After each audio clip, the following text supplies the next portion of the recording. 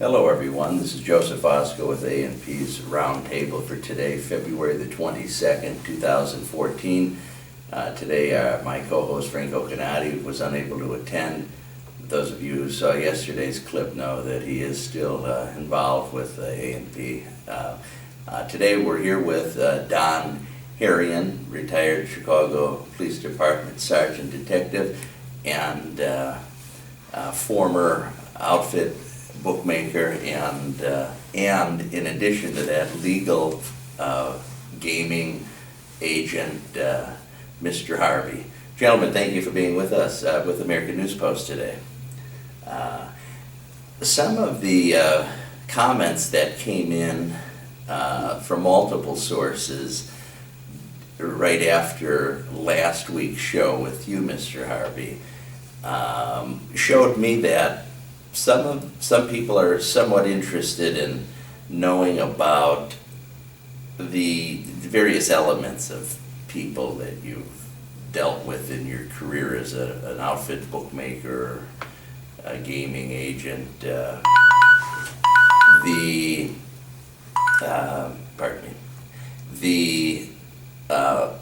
I believe you did indicate that you had some connections with people like Lenny Patrick, who was a known mafioso in Chicago. That's correct. Well, would you elaborate? Well, I knew Lenny. Mm-hmm. Let me correct you. Mm. Outfit myself, no. Okay. I worked for people who were connected, who paid dues, who paid street taxes. I was the inside man. I was the clerk. Their feelings and my feelings were to keep me safe and protected, protected from gaming bust and everything, was to have me as the background man, invisible. Most guys get busted because they get busted. They're set up by customers' wives and everything. I'm not out meeting the customers. Customer calls me with a number. When the bookmaker I'm working for may be outfit connected, may be paying street tax, whatever, but it doesn't make me an outfit man. All right, well, thanks for the correction. I happen to be the clerk. I was probably one of the only clerks in the city that used to relish taking 100 customers into my office. Where I don't know too many clerks that can handle more than 40. Right. I had systems. I've set up offices. What kind of money are we talking? What kind of revenue does an office of about 100 bring in on during any given football season, for the season? See, when I had 100 customers into my office, believe it or not, I had 100 customers for maybe 2 or 3 books, accumulative. I may have had Hal Smith's office, which I did. Hal Smith had 2 offices. Mm-hmm. Small customers and customers who bet nickels on up. I had all the nickel and dime players. It may have been 30 customers for Hal Smith. At the same time, I had Tony Rittinger, I had Phil Janis, and maybe I had 10 or 12 of my own customers. So we're talking an accumulation of maybe 100 customers. There aren't too many books that have 100 customers in one office. No. But Marco D'Amico has a pretty big office. Yeah, but he also has 2-3 clerks in there too. Tony Doty, I think, is doing something for him. Yeah, whatever, but I mean, I'm talking about me solely handling 100 customers. Yes. And there aren't too many people that can do that. Yes, I'm aware of that. It's very impressive. These customers, when they came into me, they got the ground rules. Mm-hmm. And if I got a call from Hal, I'm giving this guy account number 125. He's going to be a new customer. All right, have him call me up on Tuesday. Did you know who customer 125 was? No, Didn't care either. that's what kept me safe. Mhm. I didn't care, I don't know, it doesn't bother me. Did you ever have an experience where you crossed the line and got to know a customer? Oh, yeah, not too often, but there were. Yes. Out of all the people I was connected with, there was only one person that I ever met with when he met his customers. That was Hal Smith. Hal Smith used to love to have a banquet every Tuesday. He'd invite all his customers, everybody on the payroll. Did Don, did you ever break in on one of those? Oh, sure. The Golden Ox, North and Clybourne. Exactly. Every Tuesday afternoon at 1:30. How much money do you think was in the room? Oh, God, there's no telling. Because Probably more than 100,000. Hal Smith was the only bookmaker I've ever worked for that just said to me, take it. Hal, the guy wanted to bet me 50. I told you, take it. Don't worry about it, just take it. Hal, do you want me to move the number on the first 10 times? No, just take it. Yeah. But he always carried a gun with him. Hal did. He had a Yeah. briefcase, but he always carried a gun with him. I bet. I'm surprised now, if, from what I understand, he was murdered because he wasn't doing what was asked of him by the outfit financially, is that correct? Or? From all rumors that I heard, that's why he was murdered. And he finally agreed to pay a certain amount of money. And months later, they decided it wasn't enough, and they gave him a raise. And he didn't agree to it, and he was murdered. Well, that was not a good business decision. That's what made me see the light. You know, out of the 5 people that I dealt for, 3 of them were murdered.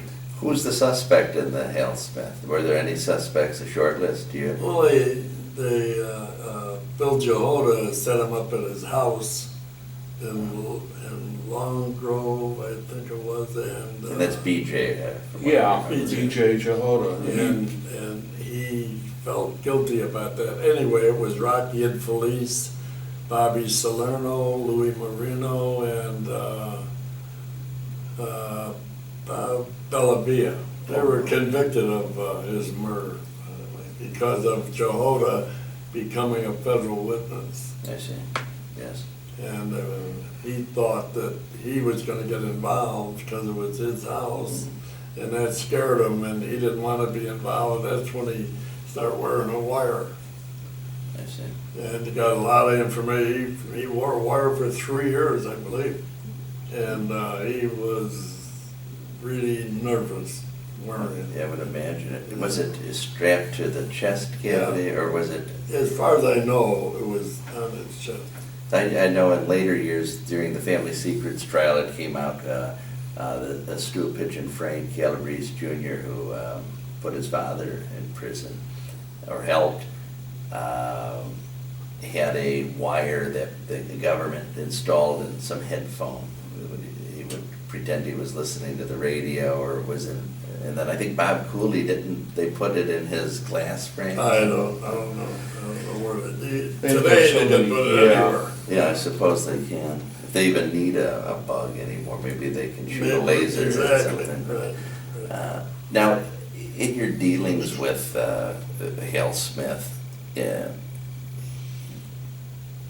you mentioned you actually worked for 3 different books at one time, at certain times, and you had 3 different offices.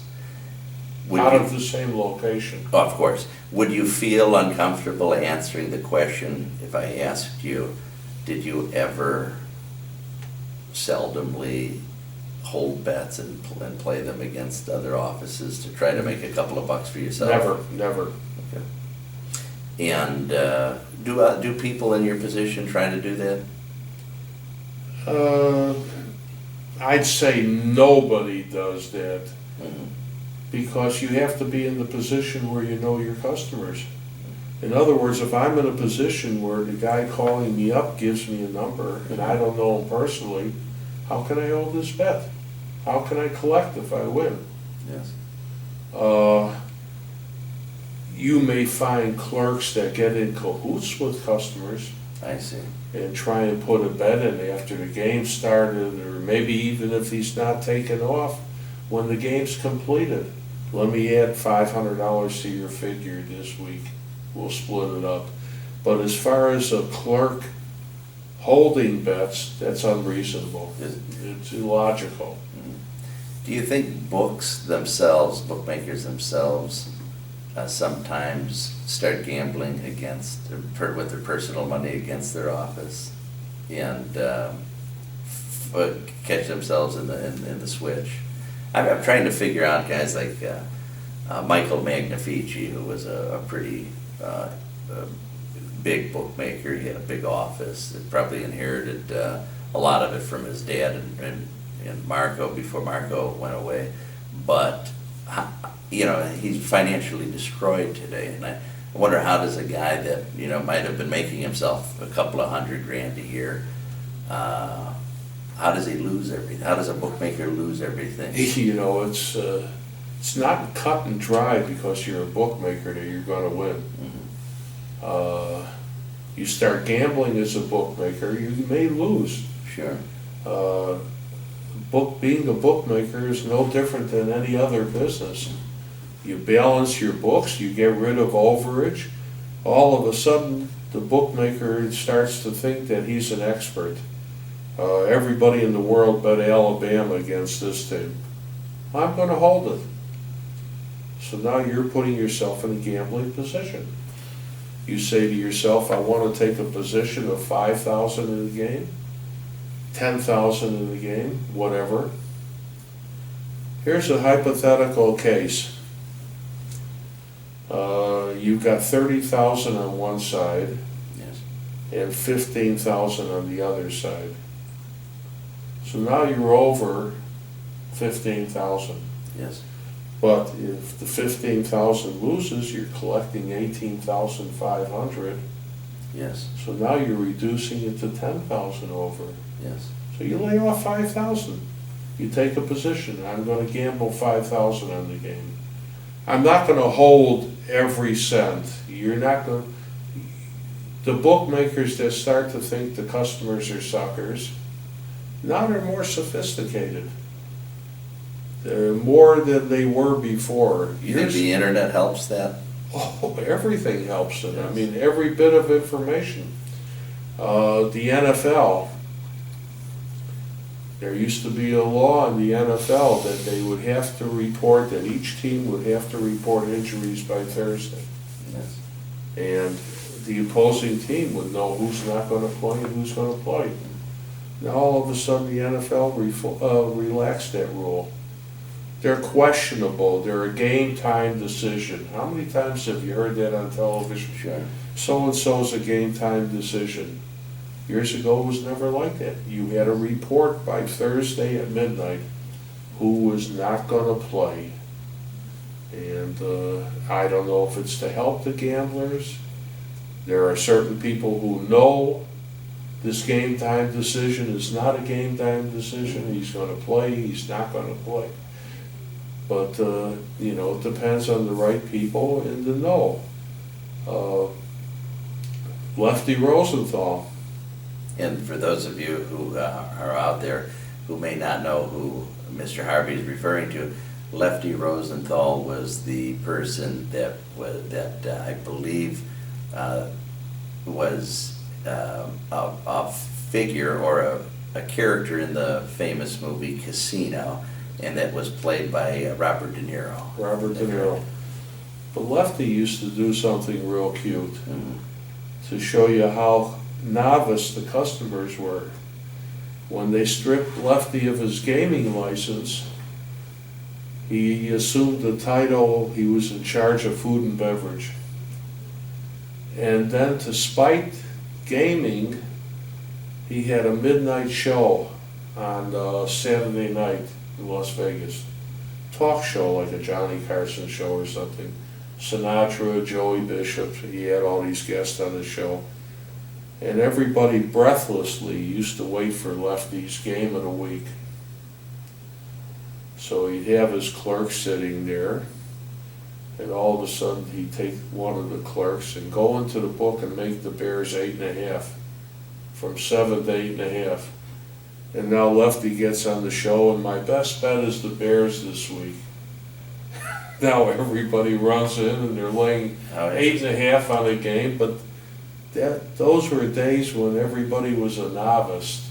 Now you can pick up a line. I can pick up a line in England. I can pick up a line offshore.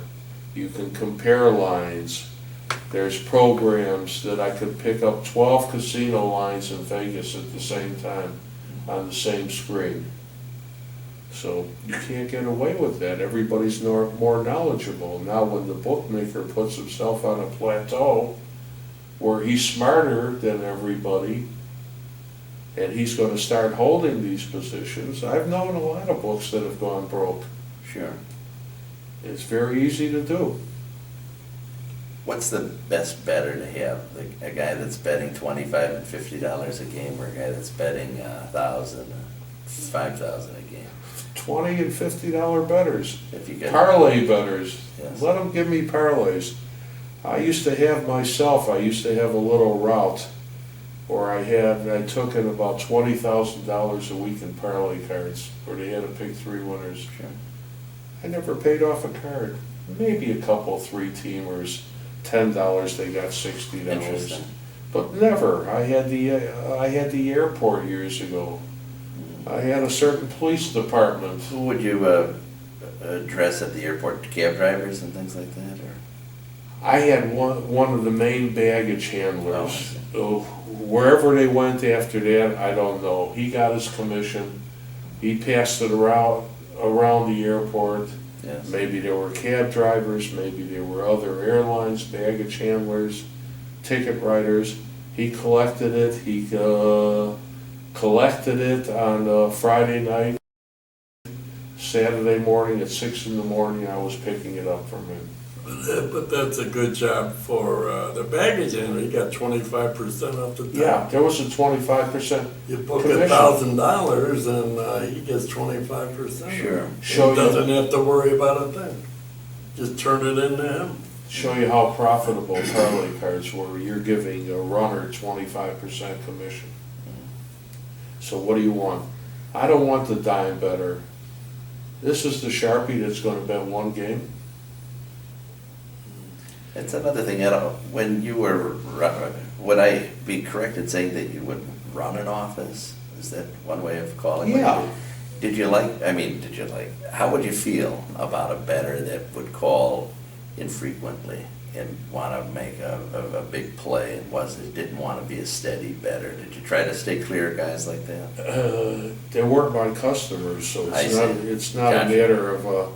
Those aren't players. But I told you a story last week from one of the number one bookmakers, legal bookmakers in the world, was Bob Martin. Mm-hmm. And he told me, he says, what's the trick to being a good bookmaker? Learning to book by face. The guy that comes in and makes one bet and who's got access to maybe 20 bookmakers, and he's betting with you, you better check your line because you're going to be short somewhere. Sure. If he's got access to 20 lines, or maybe he feels guilty that he hasn't given you a play for 2 months. But I want the everyday player. Sure. I don't. If you have enough of them, you're doing well. You know, I've had all sorts of players. I bet. I had a guy bet me. The football line came out on Tuesday. I dealt it to my customers starting Wednesday. But I also had a customer come in every Tuesday, and I'd give him the line, and he bet me $150,000. It's a lot of money. Yeah, I would say. Every Tuesday, we gave him a proposition. He bet $2,000 a game, every game across the board. We gave him 1 point up or down. He had other outlets the other way where he had the same deal. But we had maybe 70, 80 college games, Mm-hmm. small colleges, big colleges. We had all the pros, we had overs and unders. He may have bet 300,000. A game would come 8. Maybe he'd lay 7 with me, or 9, or take 9 and go the other way, looking to middle it. But the stipulation was that he laid 6 to 5. I see. This was the bargain. You're laying 11 to 10 on a football game. It's $1.40 to buy a full point. So in other words, if you want to go from 7 to 8, it's $1.40. It's 11 to 10 at minus 7. It's $1.20 if you want to go from 7.5 to 8. If you want to go from 7 to 8, you're laying $1.40. We made him a deal because we felt that the juice would eat him up in the long run. But he survived. Yeah, He survived for years. A bookmaker has to know when to gamble on a 3 number in pros, when a team is a 3-point favorite. Here's some stats that most people won't tell you. 17% of your pro games end up in 3. The underdog, +3. The favorite, -3. Ends up on the game being won by 3. Therefore, most of your books will not gamble. They will not allow you to buy on or off of a 3 number. In other words, if that game is 3 and you walk into me or you call me up and I want to buy the game down to 2, you can't do it. I see. I want to buy it up to 4.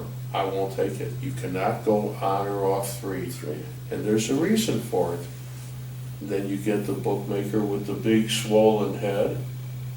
Forget about it, he's still got to win the game. These are the bookmakers that go broke. I see. If you're running as a business, A, B, C, you're not going to go broke. When did they start putting up like 3.5? They don't want any ties. So they came up with that half point. Right. How long ago was that? They call that a hook. The hook, yeah, it's called the hook. The hook Yeah. could bury you, I mean. Oh, yeah. 17% of your games fall on 3 and you're going to lace 3.5. Yeah. You fall into that 17% range, the hook just killed you. Right.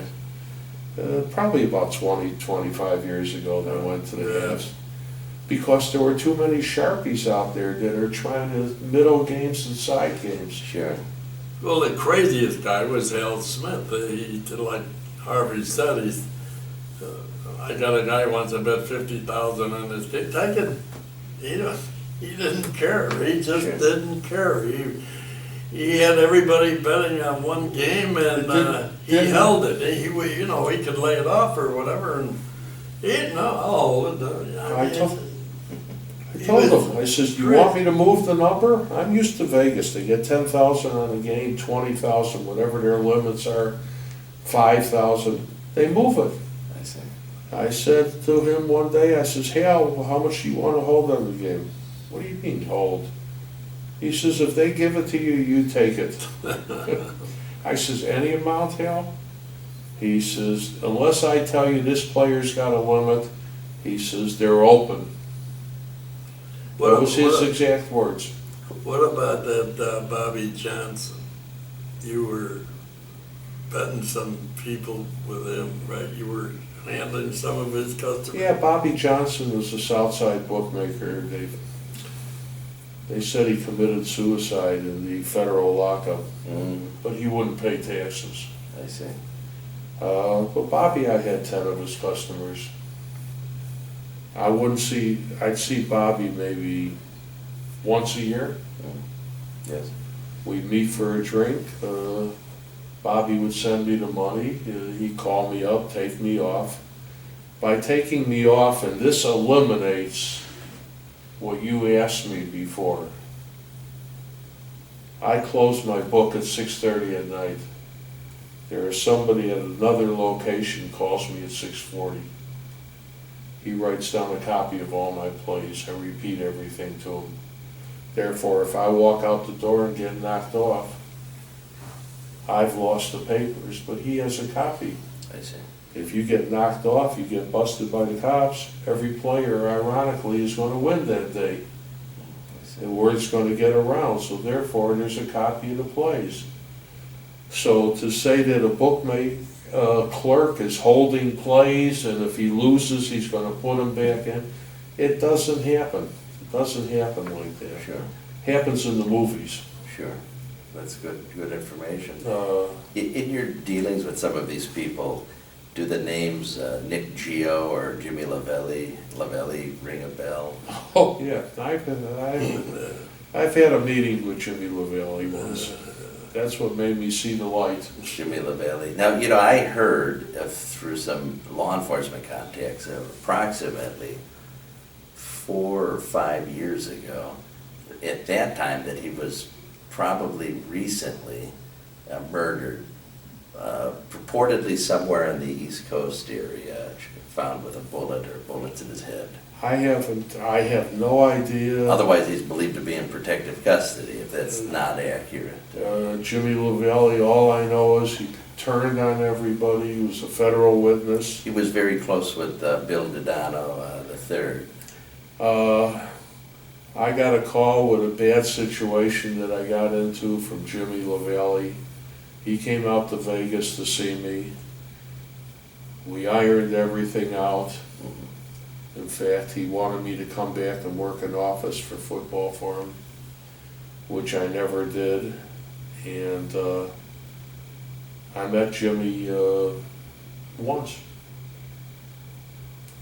When he called me up, I said, "Who is this?" I didn't even know he had my number, but he got it from somebody. "This is Chicago," he told me. "All right, this is Nevada. What can I do for you?" And he flew out there to talk to me. They accused me of something where I helped somebody out, and it was a whole situation over it. They realized that the other party was at fault. I never wanted to work for Jimmy. Sure. And I was working for the businessmen. I mean, they were paying street taxes. That's all. Yes. I may have known a lot of people. Did Nick Gio do anything for you? No. He was connected with Jimmy. Right. Another friend of Billy Dodano III's. And there was a James Bowman. Yes. On the case that I knew of, Lavelli turned federal witness. James Bowman went to jail for about 3-4 years. I see. They were all on tape beating up somebody to get money out of them. And What kind of money? $100,000. There wasn't anything to sneeze at. It No, wasn't no. $5 grand or something. They thought that I should have paid 50 of it, and Oh, I see. I pointed out that I had nothing to do with it, and they went after the other person, and the other person turned witness, and they caught Lavelli. It was all over television. Right. I never saw Right. it. He was wired. I happened to be there that night. And, we grabbed him at North and Harlem by a Gossage Grill. There was a Gossage Grill over there. And we had this fella was my informant, and we put a wire on with the FBI, and Jimmy's slapping him, and he's gonna cut his fingers off, and they got it all on tape. But we were worried about, what if he killed them and we got it on tape and we're sitting there, how long are we gonna sit there? I said, he won't kill There'd be a them. liability of some kind. Yeah, that'd be a little problem there, but we. Wouldn't jeopardize the pension though. But it worked out fine. That's why Jimmy flipped. It was all over TV in the courtroom. I remember. It's been a little while, but it's great Yeah. to resuscitate this Yeah. information, you know. And the guy's screaming his head off, you know. Yeah. Well, he was about 5'2", and Jimmy's 6'2", you know. Sure. But, yeah, that's when he started. And Gossage Reel, that's in River Forest, Illinois. Yeah. I think it closed, I don't know if somebody ever bought it. There's some They other opened it. restaurant Is it? there Yeah. now, Was there a long time. yeah. But this is what, I got out of business after that. I see. Good move, too, good move. I mean, I've helped some people out, Nevada Gaming Control. The intelligence division all of a sudden set up a sting. They opened a bookmaking office in Vegas. Dennis Cooper and Ron Hollis. Dennis Cooper was the agent, Ron Hollis was the supervisor. They got all sorts of hell and got fired over this. But they came to me, wanted to know how to handle flash paper, where you get it, it's soluble, and how to take the phones off and tape up the ringers in those days and everything, and I helped them out. There's a little bit more to opening an office by just getting an apartment and putting some phones in. Yeah, there is. But like I said, I haven't been involved in it for years, and you can't compete with the offshore places anymore. Who's running those offshore places? Where are they based out of? Any ideas? Yeah, Santo Domingo, all the Caribbean islands. I see. I mean, they pay a nice buck to their clerks. But they had, in Santo Domingo, there was one location there where they had satellite dishes on the roof. I know this because we had come up with numerous phone numbers, 800 numbers that would go to the island, and Santo Domingo was one of them. And every time you could call up the number yourself, and you would hear other people talking sports, I see. stuff, and how big is this thing? And finally, I gave it to the FBI in Chicago, and They do anything with it? no, but eventually the FBI office in, I think, San Francisco finally did a warrant on, they got a local warrant in the Dominican Republic. What's his name? Ron Sacco. Yeah, Ron Sacco. That was the right. biggest man in the islands. Exactly. And he was out of San Francisco. Right, and that's who was, the whole thing went down, and they had 20 women on phones. You can imagine taking big money on sports and 20 women doing it, and then they would tape it all. So I understand, because I questioned them about it, what happened when you get on there? Well, we got all our records and this and that. And then I find out the next day they had an alternate in case of any problems. They had another building set up with the same stuff. All they had to do was put their women in it, and they're back in business. So they didn't lose one day's action. Interesting. From all that. So they took some heat, but And who's behind this? that was a mob. Sacco was part of the mob. I believe he went to jail. He if I did. know. Sacco did about 4 years. Yeah. Treasure Island, federal, Yeah, somewhere off of San Francisco. But they offered me a job there. They offered me a supervisor's job, $1,500 a week, cash, percentage of the wins, 1%, 2%, whatever it was, and a villa to live in with servants. When was that?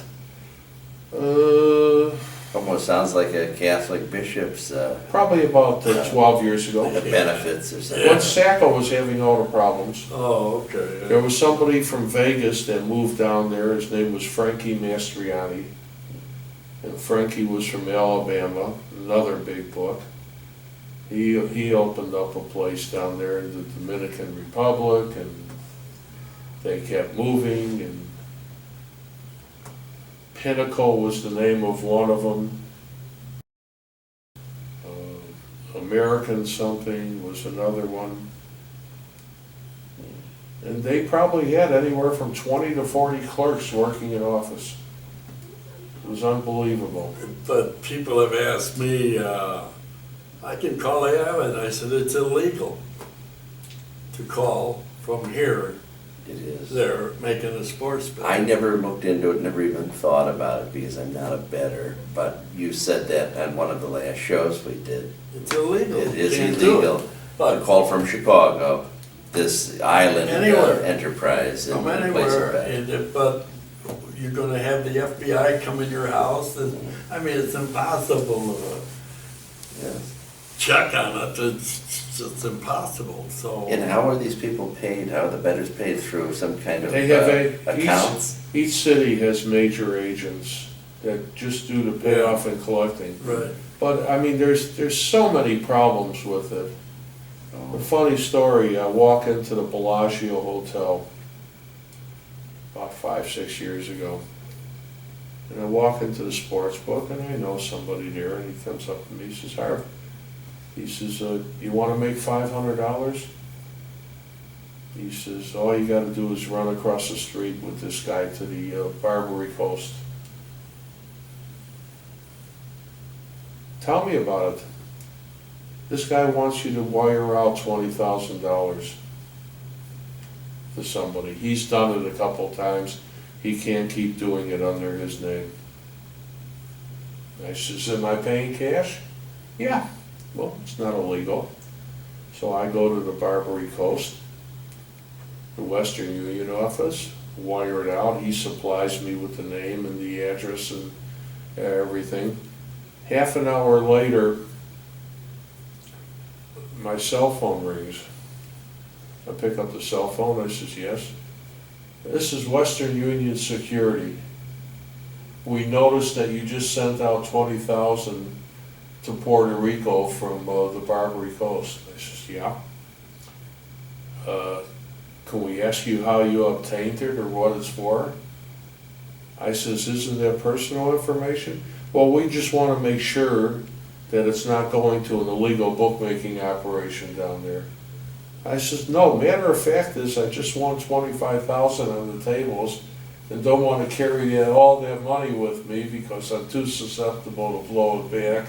So I just send somebody 20,000 to get rid of it. Okay, fine, we're concerned. But still, it gets through. You can't send money out on American Express. No. You can't send money out on Visa to the islands. Well, American Express isn't a credit card, it's a charge card. So you can't get cash off of that card no matter what the case is. All right, but, I mean, there are certain cards that won't take it. That's it, yes. So They do, we grabbed a guy once he was the guy in Chicago who was settling up with people who would call the islands. He wouldn't operate the phones or anything, he was just given, once a week, he would be given different amounts of money. He would have to deliver to bettors who won in the islands, and they'd wire it to him, and then he would meet them and pay them. So he knew everybody dealing with the islands, but that's all he knew, you know what I mean? But we just happened to find out about it and locked them up, so. I see. And how long ago was this? Oh, I was still working in Chicago, I see. 20 years. I see. Which is pretty recent. He didn't quit, I'm sure, you know.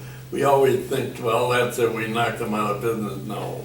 Now, if both of you gentlemen may be able to answer this, if not one of you, if you were to think about the revenue that the Chicago outfit or any American-based outfit connected to the outfit, whether it's Nevada, California, West Coast, East Coast, Florida, etc.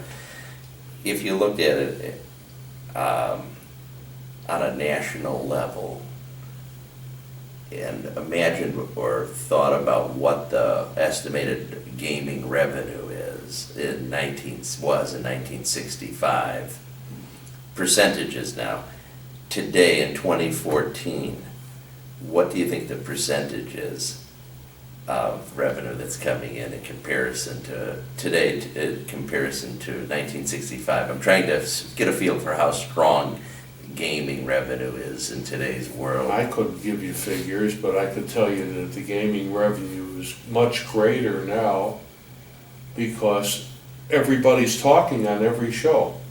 They're talking lines, they're talking this. Yeah. I watch Channel 39 on television every day. I gotta have some form of excitement, so I watch the stock market. So here comes Jim Cramer, the analyst. Have you ever seen him? Yes. Okay. Here comes one of the other clerks. Jim, what'd you do?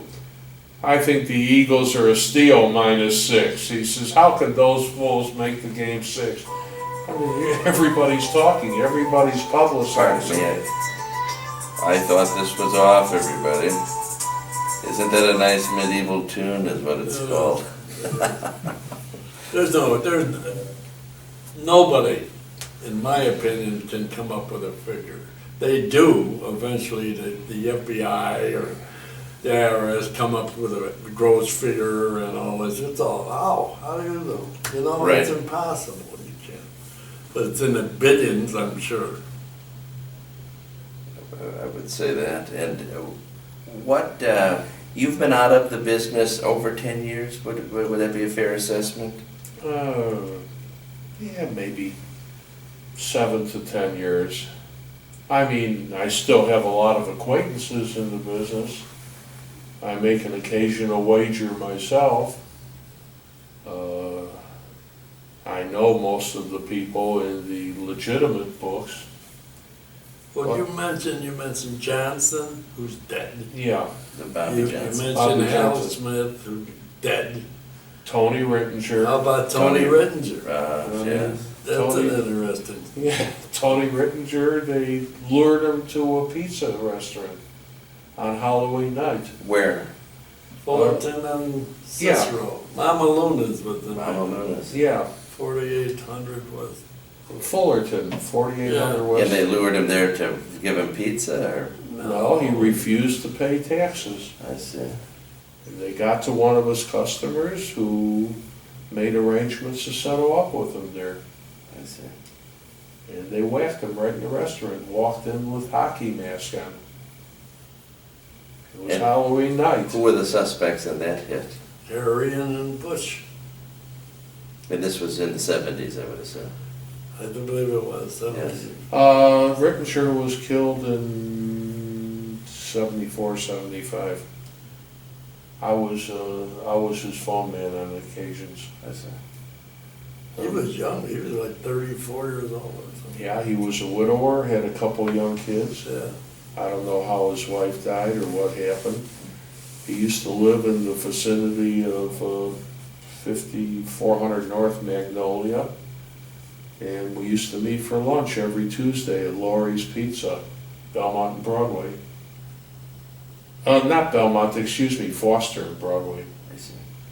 And we'd settle up and he'd pay me and I'd get some sort of commission based on his wins. Sure. And a lot of people didn't realize that Rittinger wasn't even a bookmaker. To this day, 99% of the world will argue with me.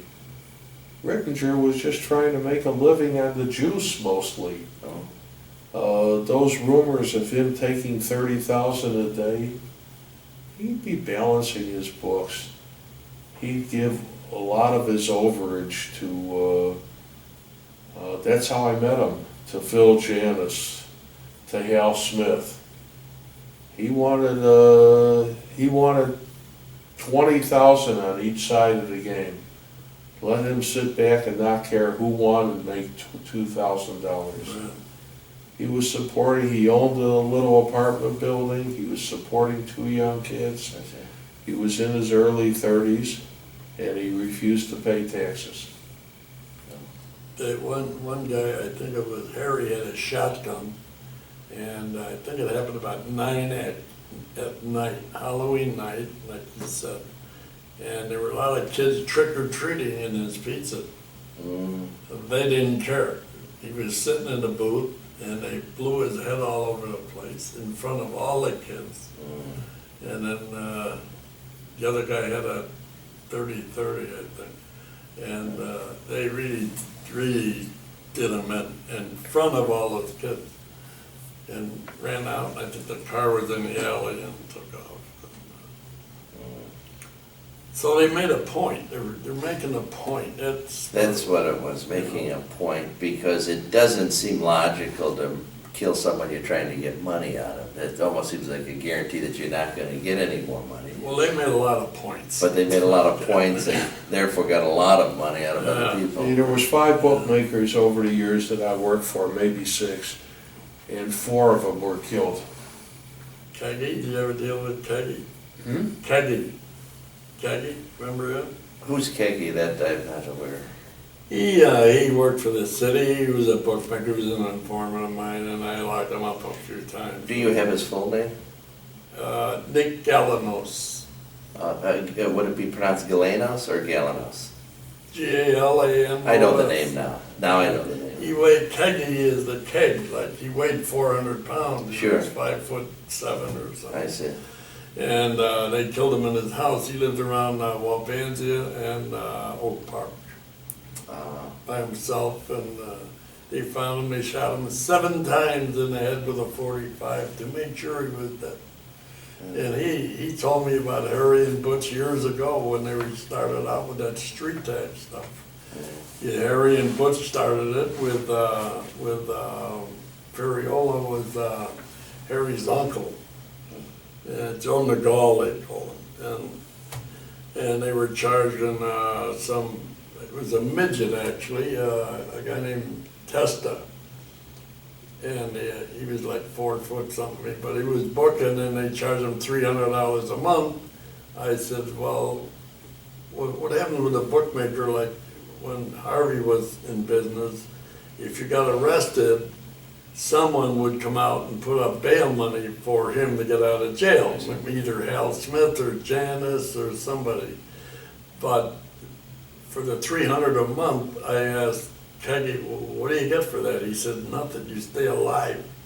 You give $300 a month, you will stay alive. So, Small price to pay for the benefit. yeah, well, and that was the beginning of the street tax, and that was in the 70s. I see. And that's when they started killing people. You know? But Testa did pay, so he didn't wind up dead. So, but I did arrest him. Well, today's conversation, I think, was very good. Last time, we had a great conversation last time as well, but it's good to see that the level of quality has maintained itself. I'm pleased with it. I know people that are going to be watching this are going to really be happy with today's show. And I want to thank both of you again for being here. And now we can start talking about hopefully some other projects off camera. Okay. And everyone, thanks for coming and listening and watching us have our sports conversation on today's show. And P will be back sometime next week. Thank you.